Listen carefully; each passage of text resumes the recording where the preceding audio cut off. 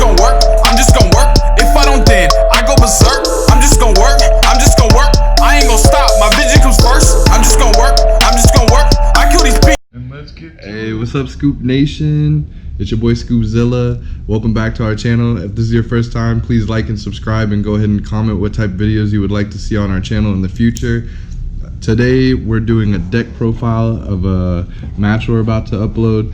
So this is the deck I'm going to be using, Last Resort Frieza.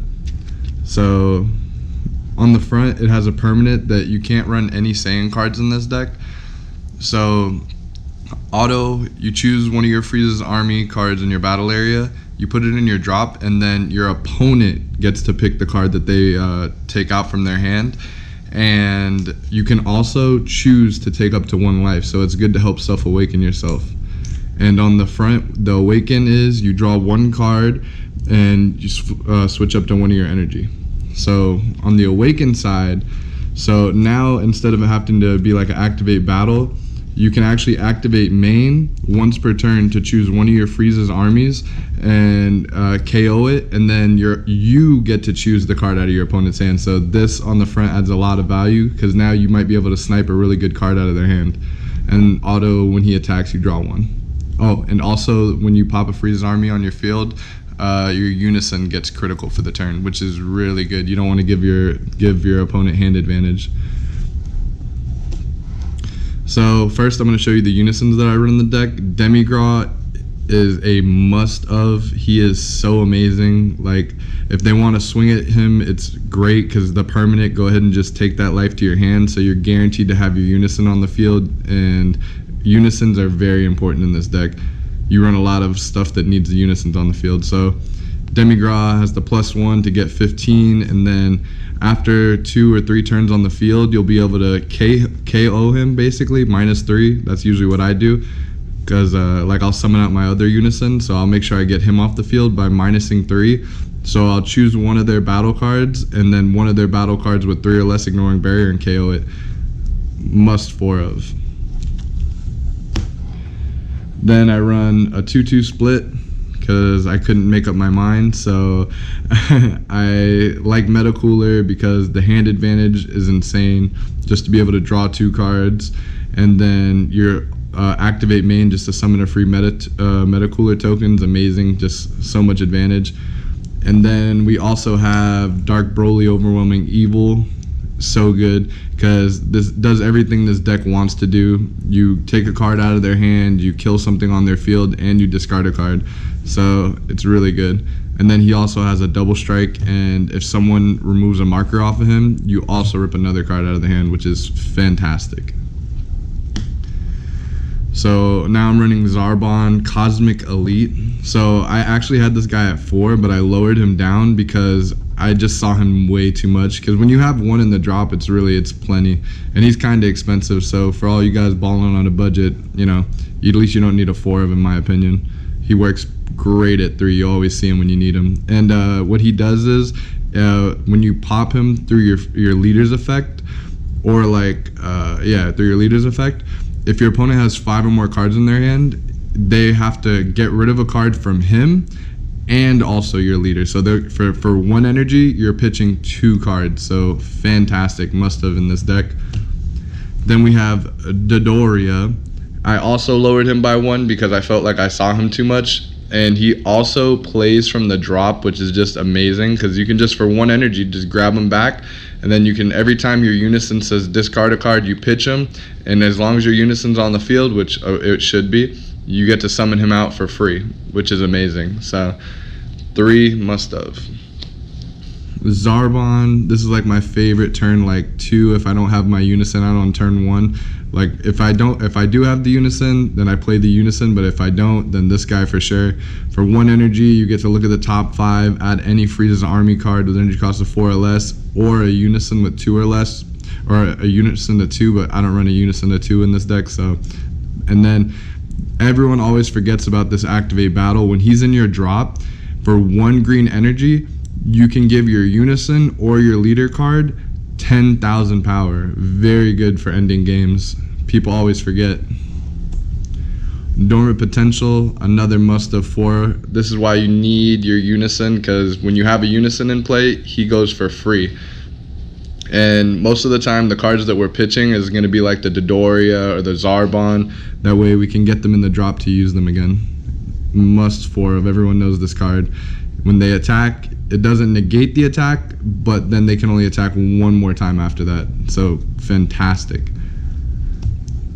Another hard 4 of in this deck, Frieza, charismatic villain. He's a free counterplay when you have, again, your Unison on the field. And so basically how it works with the counterplay is he'll hit the field first before whatever card that your opponent's playing, and so it gets around deflect. So, and then you can choose anything with an energy cost of 7 or less on their field and KO it for free when you have a Unison. Fantastic. Mandatory 4 of. And then next up, I have a 2 of Fuse Zamasu, another kind of expensive card, but if you can get your hands on it, fantastic. It has indestructible. Funny story, I actually sold this card back in the day when it was like $5-10 because I was like, oh man, it's not going to be good. And then of course, Frieza comes out, a free 5 cost. Card jumps up to like $100. So, but anyways, they're such a good combo together, Frieza and Fuse Zamasu, because you summon him, right? And then if it's turn 3 for you, you pay 1 energy to kill this guy, and then he comes out for 1 energy, and every time he swings, your opponent has to get rid of a card. Absolutely fantastic. And the only way to get rid of indestructible in this game is to minus it, so that doesn't happen very often, so he should be sticking around. Next up are super combos. Yep, Android 18, Bionic Blitz. So good. Whenever they combo, they have to pitch a card and put it to the bottom of their deck. So very good for hand destruction, why we run it. Brienne, surprising 4 of. I've actually run her at 3, and I always love seeing her at 4 because everyone's always counting your deck in this game, and everyone thinks you're only going to run 3, but that surprise 4 has won me the game so many times. You rip those last 2 cards that they need out of their hand, and it just makes life so much better for you. So I would definitely recommend 4 if you have 4. I know she's expensive, but it's definitely worth it. She's amazing. Next up, I run 3 of the Ginyu, Captain of the Elite. Fantastic, especially because our Unisons are live turn 1, so he's only a 1 cost negate. They can grab you back any of your Frieza's army with 9,000 or power or less from the drop to your hand. So it's amazing. Then we have Cocoonska. Yeah, so I like her. Personally, I like the Vegeta one better. I'm going to get a lot of hate for that, but I don't know, because Vegeta, you know, you do the same thing. You kill a 4 or less, and you get rid of a card in their hand. I get it, she's a 20k, but obviously this deck can't run Saiyan, so Cocoonska is our second best option. Surprise attack Frieza, great in this deck. You're always blowing up your opponent's field, so why not have a free critical that you can blow up? Or even sometimes I use him to use for Fuse Zamasu. I just have to get 1 more energy. Great card. Now, Cell's Earth Destroying Kamehameha. I run this at 2.